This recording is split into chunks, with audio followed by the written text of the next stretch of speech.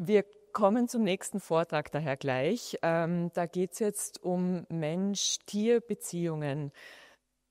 Sophia Viranyi ist Senior Researcher am schon erwähnten Messerli-Forschungsinstitut für Tier-Mensch-Beziehungen der Veterinärmedizinischen Uni Wien. Sie studierte Biologie in Budapest, absolvierte Forschungsaufenthalte an der Universität Kyoto und am Max-Planck-Institut für evolutionäre Anthropologie in Leipzig, hat 2004 in Budapest promoviert und dann war sie Postdoc am Konrad-Lorenz-Institut. 2008 hat sie das Wolf Science Center in Ernstbrunn in Niederösterreich mitbegründet und 2 Jahre später, 2010, das Clever Dog Lab in Wien. 2021 hat sie sich in Tierverhalten, Kognition und Mensch-Tier-Interaktionen habilitiert und sie versteht ausgezeichnet und spricht auch sehr gut Deutsch, wird nur trotzdem ihren Vortrag jetzt auf Englisch halten. Adaptation Deficits in the Human Species, Humans and Animals in Urban Environments and their Need for Nature.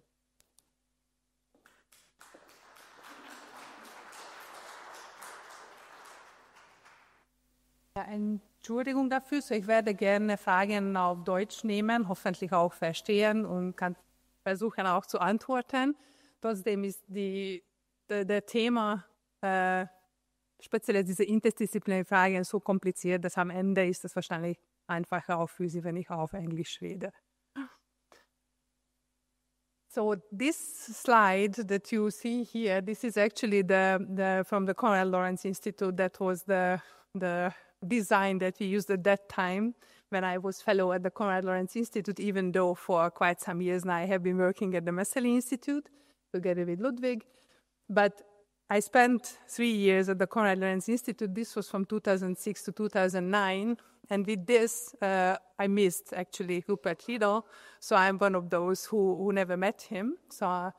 But I still feel that I know him quite well. And this is thanks to Ludwig. Because basically after, so I got to the Konrad Lorenz Institute also in order to work together with Ludwig on the marmosets. They studied social learning together, and this is a picture that was taken at that time at the University of Vienna when Ludwig was very much carrying the Rupert-Riedl traditions with him there, which he then carried with him further to the Messer Research Institute. And this is the most symbolic of that is like the picture that Ludwig has in his office. So this is his office at the Messer Research Institute, and then one stands next to Ludwig. Actually, it's easier to see Rupert than Ludwig. I had to sneak into his office to take this picture. And this is not all, because Ludwig, in the meanwhile, has built up a pretty large research group at the Messerli Research Institute on comparative cognition. But also there, we do have a Rupert-Riedl library from the books, as I understand, that come from Rupert. And we have very easy access to these books. And it's really nice to have them around. And so his tradition and his thoughts are very easily accessible and carried further also at the Messer Research Institute. And basically what connects closest to my work, that's the idea of the Adaptierungsmängel, so the adaptation deficits. Not that much in the context that Barbara has already talked about, so basically the evolutionary origins of our cognition in small groups of hunter-gatherers and then living in a mass society and in turbocapitalismus. But from another perspective, I would like to talk about these potential adaptation deficits. And that's the question of living in these built environments, basically. So a lot of people live in cities nowadays, and these environments are physically very different to the physical environments that we evolved in. So the same argument might work also from this perspective, how much we are capable of coping cognitively with this kind of built environments. And there might be, as much as I'm aware, at least this did not really show up in Rupert's work, the question of built environments, and maybe a reason for that is that it was actually after his death that the significance of this problem really showed up. So it's about in 2007, basically, just at the level of the world population, the proportion of people living in rural urban environments turned around, and then the urban population started to increase much faster than the rural population. But in general, basically for quite long, that's the tendency that urban environments are growing on Earth, and they occupy more and more of the surface. on Earth at the moment it's more than 3%, and more than half of the human population lives nowadays in cities. So everything that's relevant, and the question whether how we are capable of coping with living in such environments is very relevant and important, I think. You know all that current human lifestyle basically brings a lot of psychological diseases where it is very difficult, of course, to assess how much these psychological problems or mental health issues at the moment are originating from the fact that we live in built environments, at least in these urban populations. A little bit easier to grab this question is when one looks at that what it does to such populations if we visit nature. So what kind of mental health benefits it has if people visit green environments. And there's a lot of research in the meanwhile showing that, yes, it definitely, so visiting nature improves mental health and emotional well-being in humans, reduces our stress levels, leads to more positive mood in humans, helps with attention restoration, and also self-control restoration. So basically, built environments, even in humans, have quite an effect on reducing our self-control and leading to aggression-related behaviors. And one theory that's connected to this kind of symptoms or behaviors basically is the ego depletion hypothesis that built environments, just as they are because of their visual, we don't really know what kind of features, they use up our self-control and inhibition capacities. Where do these effects of built versus green environments show up? One can see them in population differences. So basically, human populations or large samples as well controlled as possible for socioeconomic factors and so on, show that it does matter where we live. So such differences that I listed on the previous slide, one can see based on that what kind of urban or rural environments people live in, or even just how the schoolyard is. So is the schoolyard for children green or concrete? Also there one can see effects. And these early environmental effects in young people remain or detectable long. So basically there's a long-term impact of this kind of environments. Interestingly, in humans, there's also a very clear effect of very short exposure to nature. One can see in our attentiveness, in our impulsivity, whether we went for a brief walk in a park. So the effects are detectable after such a short visit to real nature. But even videos, so just 3-minute long videos, watching nature scenes, or just having photos, watching natural environment photos or built environment photos for 4 minutes, affect how we behave afterwards in different kind of tests. So basically, practically what this leads to at the moment, that people, so psychologists started to recommend nature as a therapy instead of psychological drugs. It's much better for the people, so it doesn't have side effects, and ultimately it's also much better for nature because all the drugs that humans are taking for the psychological health goes back to nature and influences the natural environment there as well. So then an interesting question is that what about other species that humans brought with themselves into these environments, right? And that's dogs. So given that we work with dogs in the Clever Dog Lab, this is an exciting question, relatively easy for us to answer, that all that huge urban dog population that lives alongside humans now, for instance in Vienna, do they show a similar kind of symptoms like humans do due to the built environment, or do they show rather the same kind of improving effects, these rural dog populations, when they get similar kinds of treatments with nature? We don't know anything practically about that, whether urban and rural dog populations differ to each other or not. There's one single study that we found into this direction, that in urban areas dogs would be more fearful, possibly going along the lines of this kind of psychological burden, right, similar to humans than in urban areas. So in here, what I would like to show is just a couple of studies where we basically try to explicitly ask the question whether this kind of short-term exposure to natural environments influences dog cognition and behavior. And for this reason, so for the first study, we looked at the working memory of the dogs. Working memory is a core executive function that allows individuals to hold, process, and manipulate information. So this is obviously important for animals as well. When they look for food, for instance, look for shelter, they need to find back areas or objects or prey or even mates that they saw shortly before. We also know that in dogs, working memory gets worse, so decreases, just like in humans. And the radial maze that I will show in a second is a widely used method to test working memory in dogs.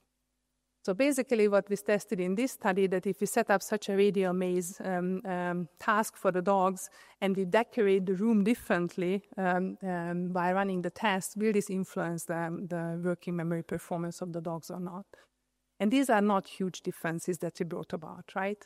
So basically, in the same built environment in a testing room of the Clever Dog Lab, we just simply put up some plants, so these that we humans also use for decorating our rooms, and then 2 large posters showing natural environments. Or instead of the plants in the gray room, we used car tires just to have something artificial material presented there and smelling very differently. And the posters depicted city scenes, basically. First, we let the dogs get familiar with this environment. So we asked the owner and the dog to enter the room and just walk around randomly and then see how the room looks. So that's what they did. There was no task. There was nothing for the dogs to look for. They just simply walked around and explored the room. Then, in the test, the difference was that now in each of these 8 arms, so the radial maze basically means nothing else than we divided the room into these arms. So there were 8 arms in this room, as they are numbered also on the picture. In each of these arms, there was a bucket. This is the white buckets that you see there, and in each bucket, there was a piece of food.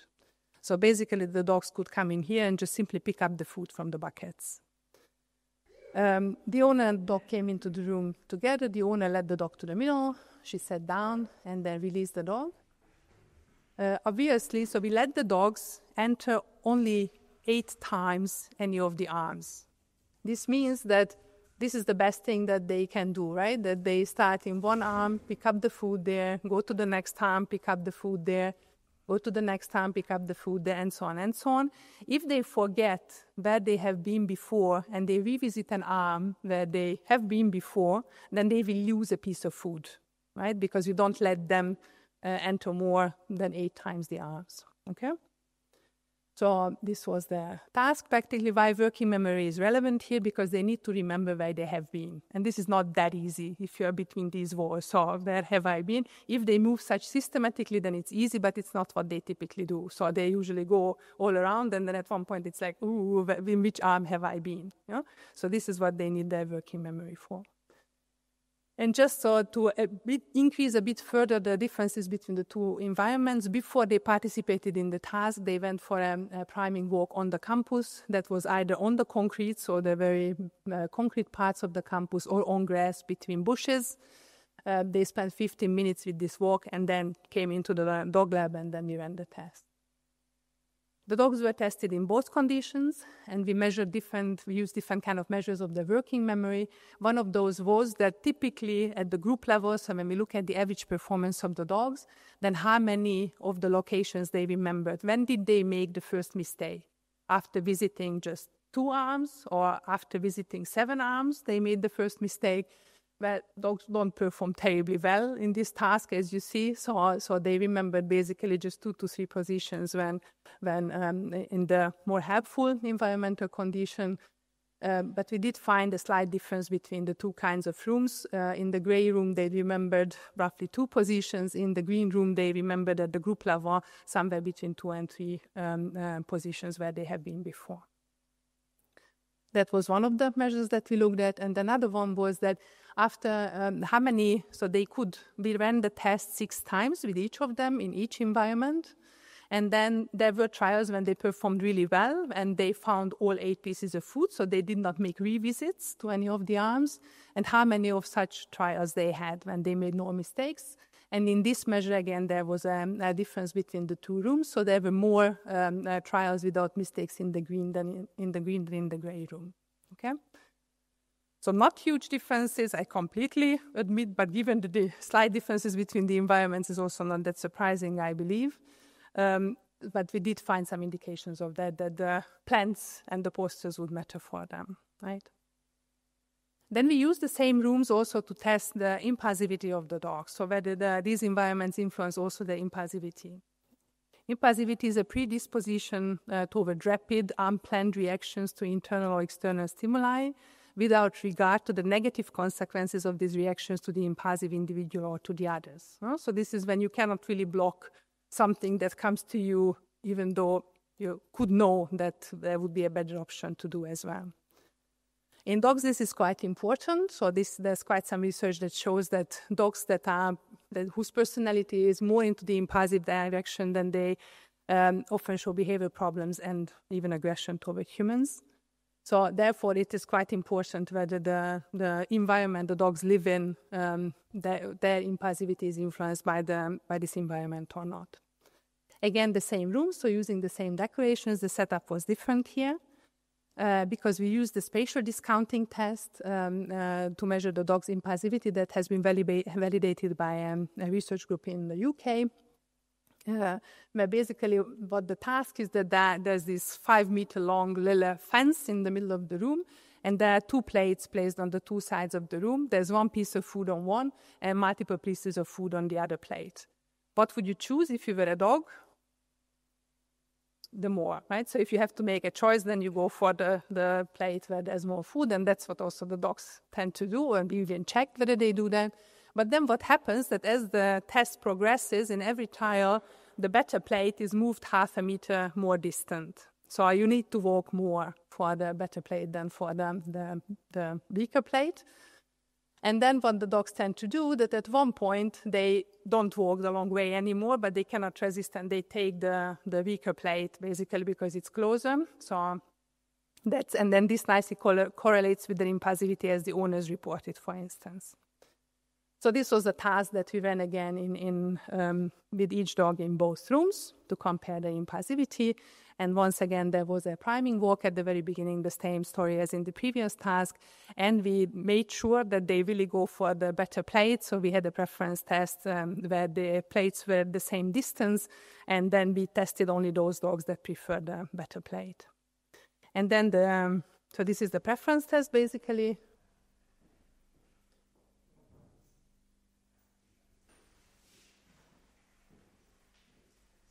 So the dogs systematically showed this choice basically across the 12 trials. Then they could participate in the test that looked like this.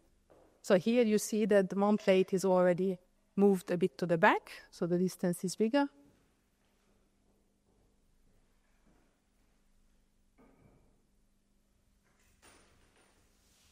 When the dog still goes and takes the better plate, right?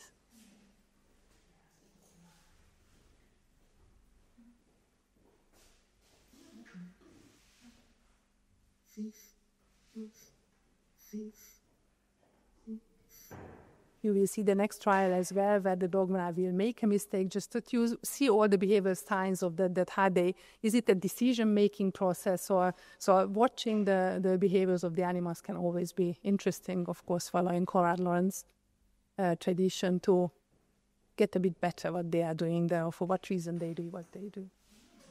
Right? So one can nicely see that the dog is watching the more distant plate, right? And still, when it starts walking, then switches to the closer one. Okay. So basically, the data that we gained from this for each dog looks like this. Okay. So here on the x-axis, we see the distances. So basically, this is the null distance, is the starting point, and then as the better plate has been placed more and more further away from the dog, then the dog could gain these additional points. And the higher quality tree, this just means that so if the point is up there, then this means that the dog made the reasonable choice, so went for the better plate. If the dot is on the lower line, then the dog chose the weaker plate. And what one sees in this case, so the color of the dot shows here which environment we are talking about. So Bruce was really good. He chose in the green room, he chose the better plate in even when it was at the most distant location in the green room, right? But then made the mistake on the very last trial when the plate was at the very end of the fence in the green room, okay? So that's. I hope that this is relatively easy to understand, I think, how this data looks individually. And when just looking at all the dogs, you don't need to look this through now carefully. What I just want to show you is that the dogs performed very differently. So some dogs performed very well. So Bruiser, for instance, you saw already. Can I use some? Yeah. So he is here.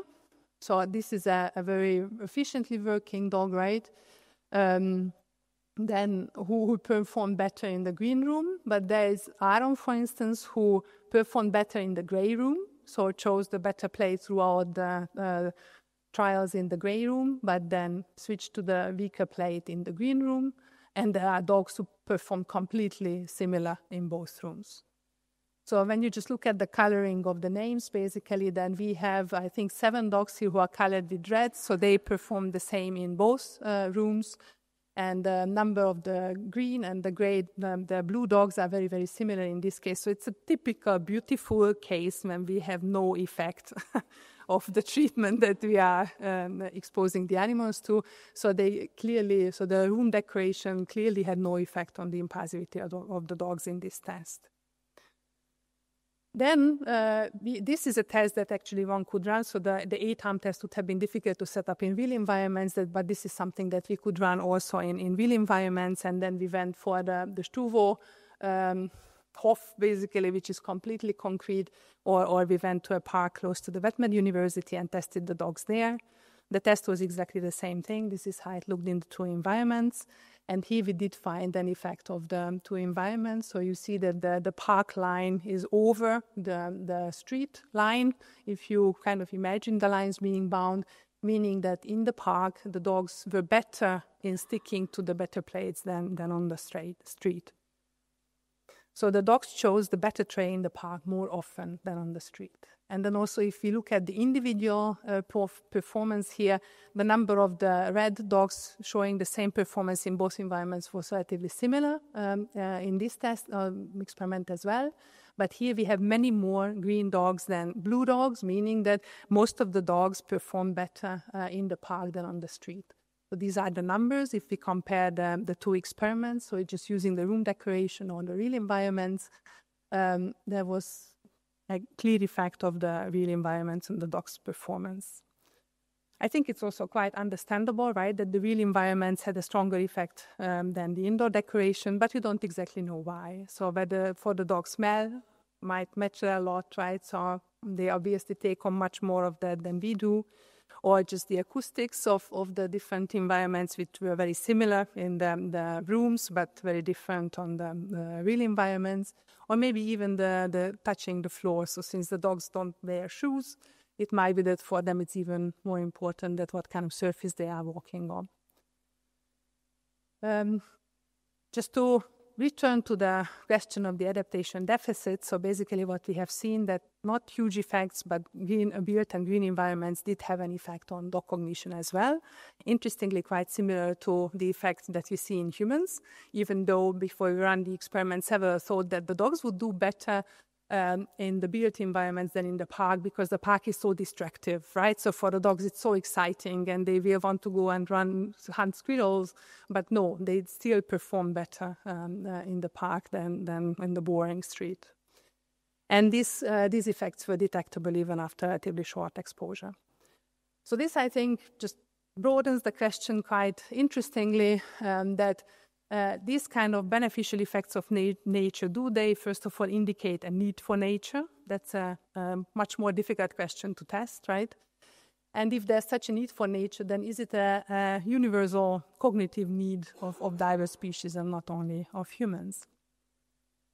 And then using the opportunity now that I have a bit more time, I will try to go back to the question that we started to talk about in the previous discussion session.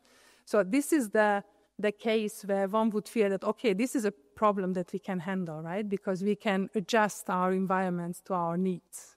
So it's not a hopeless trap in a way, it seems. So, and this is a current tendency, obviously, that we try to build green cities all over the world, It's really amazing what kind of design urban planners can come up, and what kind of not only having parks and building plans more and more in cities, but trying to make entire buildings basically green is a tendency that's really interesting to see.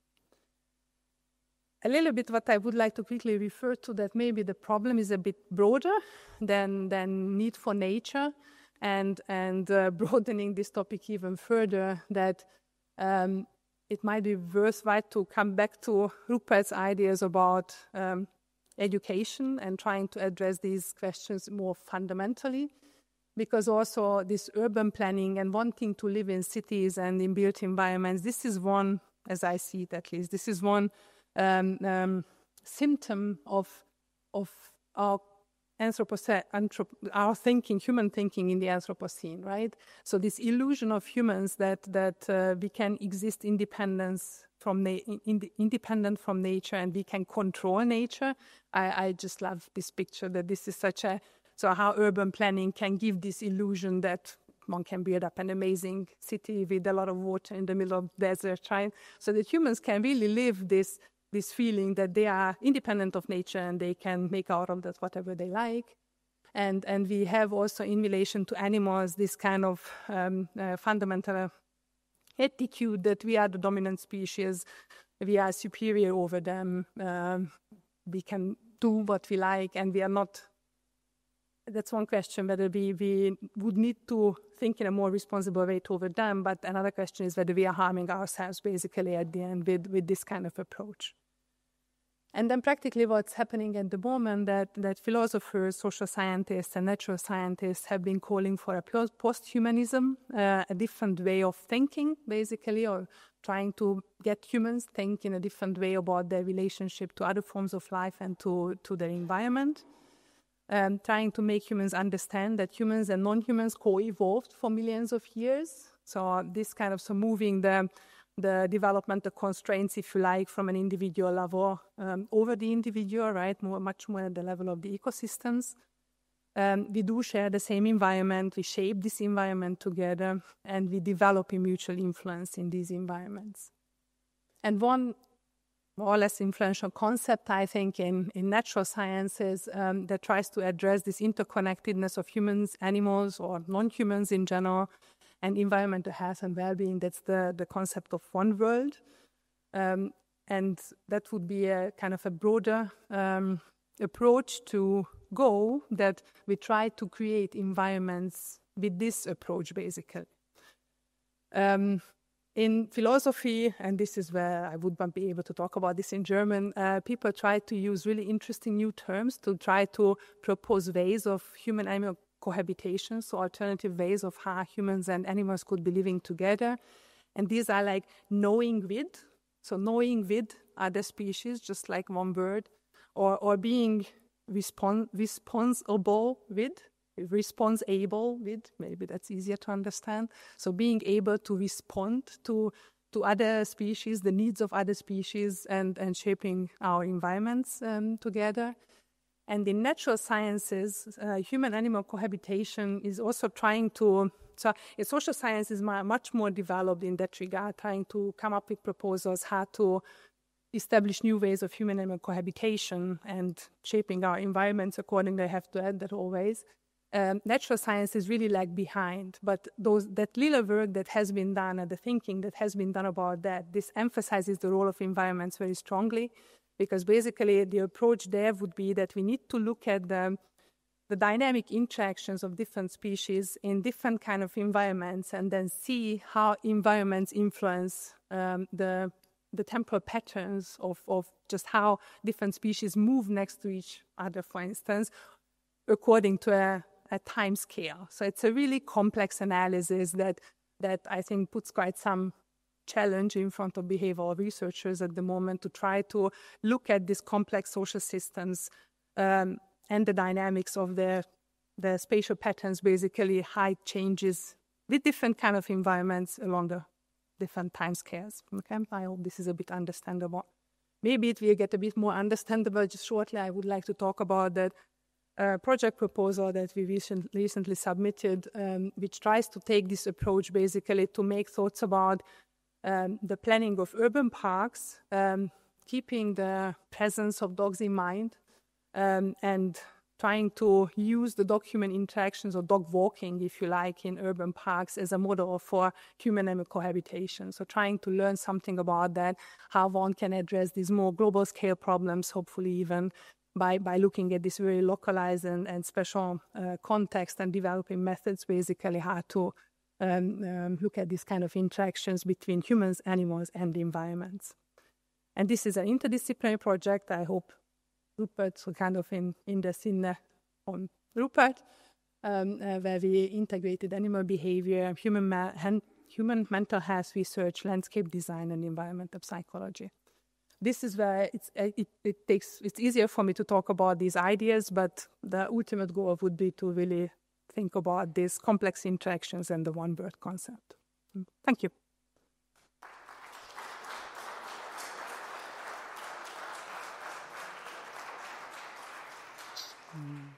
Thank you very much.